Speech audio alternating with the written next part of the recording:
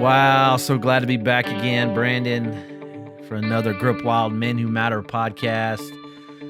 Love this stuff, man. I enjoy this time in my week, every week, to sit down and just chat, man. Share about what's on our heart and just our ideas of how we can encourage men to stay focused on the fact that they are men who matter. So glad we were back. What's up, B? What's up, man? I'm excited. Another episode. It's been a great week so far. Beautiful weather in Alabama, springtime.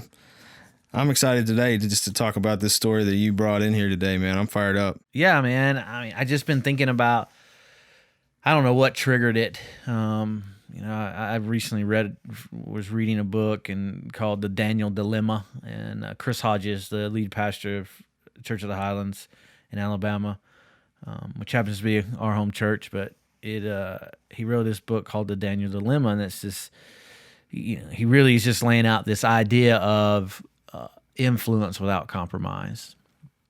And I can remember early on in my career, this element, I was experiencing success, and I was gaining leadership, and I was finding myself in some really interesting positions. And what I mean by that is just in high level executive meetings with really big companies. And I was just this little guy just trying to make a dollar, just grinding, like wasn't supposed to be there, but found myself there and just almost faking it till I make it, right? I was just like giving it all I got, but I remember in that just this feeling of, man, I really want to win this account, or man, I really want to impress these folks. I really want to prove to them to give me a chance, to show me like I can do this. Like I was going to do everything I could to win the account, right? And if you think about it, I think we often find ourselves in that position. Like we so desperately want to be successful. We so desperately want to win, or to get the sale, or to win that person over. And if we're honest, there's so much tension of we want to influence, but there's this tension of we have to compromise to do it. We have to compromise our values or our belief systems or what we really stand for to be able to achieve that influence. But I was thinking about Daniel lately, and just like, how did he achieve that? And that's what I want to kind of talk about today. I want to peel that back today, and I hope a couple of the things that Daniel did in his life to achieve that can be tangible walkaways today, and like just things to think about applying to our own lives. Because if you've never read the book of Daniel, here's the gist of it. He was highly influential in his time, but he wasn't of royalty. He wasn't a king. He was just a normal person that gained high favor and high control in his job, in his career. And the crazy thing is he actually served under four different kings. And all four kings, he achieved the same thing, a high level of influence and power. But Daniel never compromised what he believed in. He always stood for, he was always consistent in what he believed in. He would not compromise. And the really cool thing about the constant theme of Daniel and each of those kings is he never lost his power. Every king, for some reason, somehow fell in love with him and gave him more and more and more power. And so let's peel back, like what happened in Daniel, because I think it can be very tangible of this idea that we want to be influential, but are we going to compromise to do that? And this just happens to be a story out of the Bible that has stood true for many, many, many generations. What did you see in that?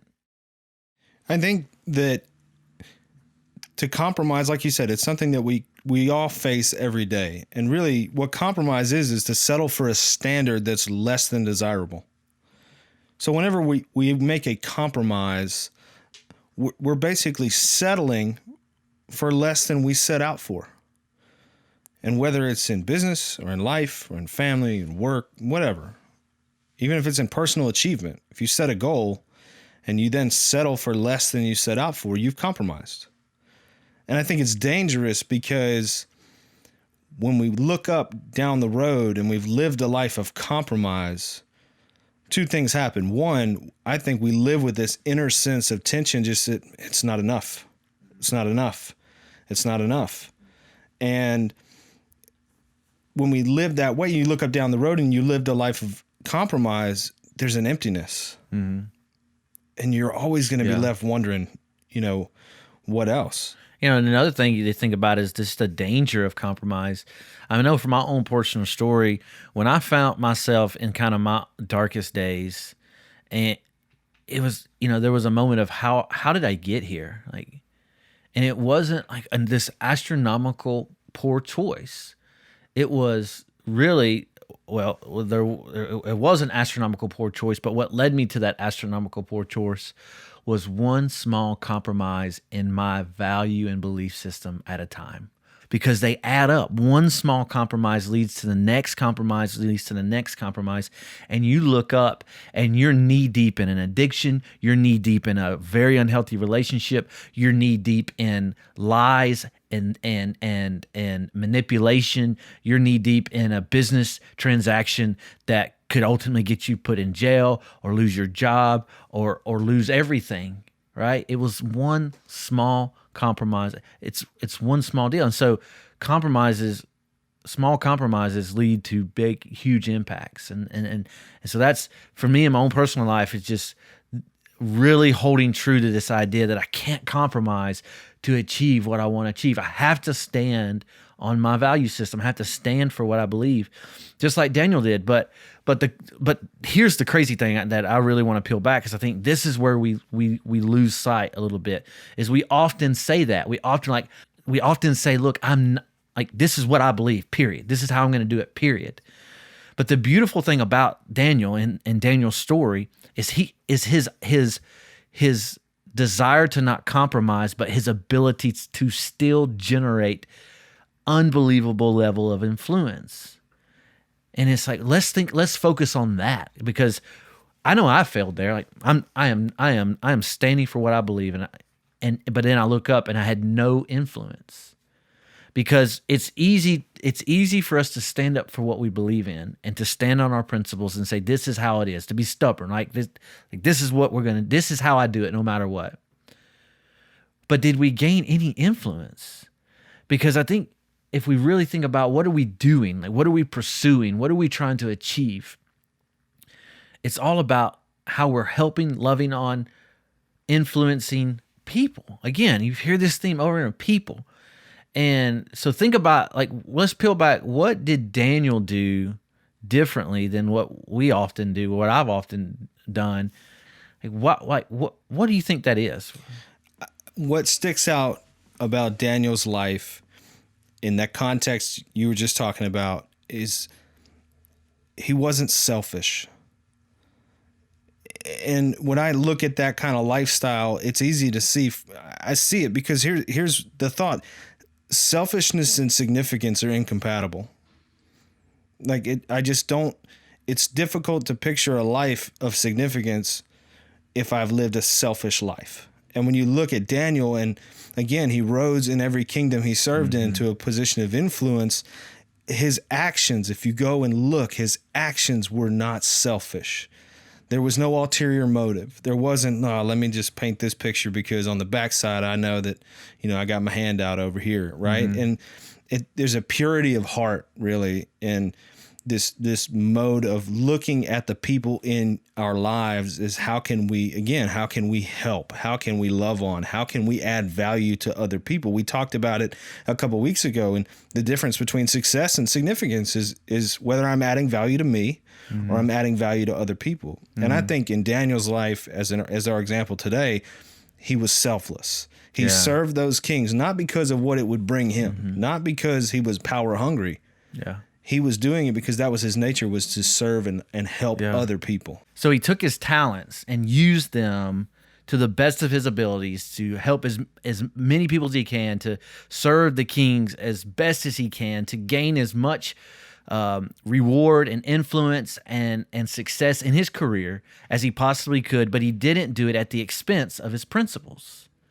And I think that's what we really have to gain confidence in doing, that I can take my talents, my abilities, and my opportunities to serve as well as I can in whatever capacity that is, whether it's you're a salesman or you're an executive assistant, whether you're a pastor, whether you're a coach, is take your talents and use them to gain as much influence as you possibly can, but not at the expense of your principles and what you stand for and your core values in your life. And that's what Daniel did.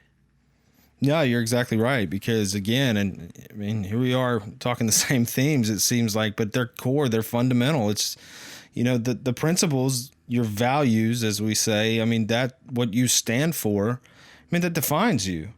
And it also outlasts you. Again, back to life of significance is something that's going to last beyond you. And really the only way to construct that is to have principles and not compromise them. Because again, it's easy. Here's where compromise plays in, I think. And this is why compromise is so enticing. Because it's momentary success. It's not significance long term. So when I'm in that moment of should I or shouldn't I? Should I do the deal? Should I not do the deal? Should I go to the place or not go to the place? We're fighting that battle of, man, that short-term success versus long-term significance. Mm-hmm. Yeah, that's so good. And I think he mastered it, and it's such a great model. The other thing that kind of sticks out at me about Daniel is not only like he was able to achieve it by helping people, but he was intentional. Like, he was intentional about everything he did. He intentionally pursued the art of influencing the best possible way he could, but also honoring God in the most highest way. And it was really cool to see his intentionality of acting out, of living out what he believed in. Just intentionality and consistency. Like, Daniel went and prayed. Every day he went and prayed and prayed. Every day he stayed the course, no matter what potential risk there was involved. With each king, there was a different risk. None of the kings liked God. They were actually on the other side. They wanted everybody to worship them. But he was consistent and intentional about staying the course. And he built stamina, he built courage, and God honored it. And I think that's what we really need to chew on and consider this week is, how do I build? It's easy for us to say, go out there and influence without compromise. It's easy to say it. Well, then how can we encourage the listeners something to stand on, something to hold on to build the courage to live that out, I'm going to go influence the socks off of people, but I'm not going to compromise what I believe in. I'm not going to compromise my principles and my values. And so you set it up. I mean, you teed it up really nicely, because what's the distinguishing factor between people who influence others and people who want to influence others? And it's action. Because a life full of the best intention without any action is hollow, right? I mean, it's just the old saying, which, it's not necessarily about the gift, it's about the thought, right? Mm-hmm. You didn't have to get me anything as long as you thought about it. Mm-hmm. I mean, really though, like, what good did that do? I mean, all you did was think about getting me something, but just because it's an old saying doesn't mean it's a good one. Right. I mean, and so, but look at life, right? Look at a life of significance. Look at someone who influences people. Consider, if you're listening to this, man, who has had an influence on you. It took an action. Mm-hmm. Like, they had to do something. And when I look at Daniel, I see not just a guy that wanted to help people, he actually did it. And that ultimately, in my opinion, is what rose him up in influence and made his voice heard, was not just that he thought about doing something or he offered even, like, hey man, like, if you ever need anything, call. No, like he did it every time. And with the consistency of always showing up and always coming through and always honoring his word, like it just builds that rapport and it builds that influence to where he was able to speak into the life of very, very powerful people over a long period of time. And I just think about in my life, how can I take those action steps so that my good intention turns into significant impact? It's all about taking a step. And one of the things that I try to kind of inject into my own thought process during the day is, man, if you think something nice about somebody, say something. So don't just sit and think, man, he did a really good job on that project, or man, I really appreciate the way that they got after it today, or the teamwork. Don't just sit there and think about it. Like, send a text. Mm-hmm. It's a simple text. Like, hey, man, really appreciate the way you did that. I can't tell you the power of receiving that kind of message. You know, just a short, simple sentence, or even, you know, what good is it to think about saying thank you to somebody versus saying thank you? Yeah. It's 2 words, and they're powerful. But if they never come out of your mouth, that person never knows your appreciation level. So it's all about how do we translate this intention into action. And that's what I see Daniel did so well. Taking action, like actually saying it versus doing it. It's a totally different ball game. And I think if you'll, and I'll repeat what you said, Brandon. If you'll take a look at the people that really around you that are making a difference, that have impact on you, or you see have impact. I mean, the common variable in a value of them is they're taking action. Like, they're not just saying it, they're doing it. And again, it goes back to, you know, our original podcast talking about what does it actually look like to be a man who matters? And it's simply to be in motion. So take a step, and you will be changing the game. Just take a step. You will be influencing. Take a step. You will be moving towards that element of fulfillment in your life just by being intentional. I mean, my wife shared with me this week something that got laid on her heart, and it was just perfect. And she said, if you truly want to achieve your purpose, you have to do things on purpose.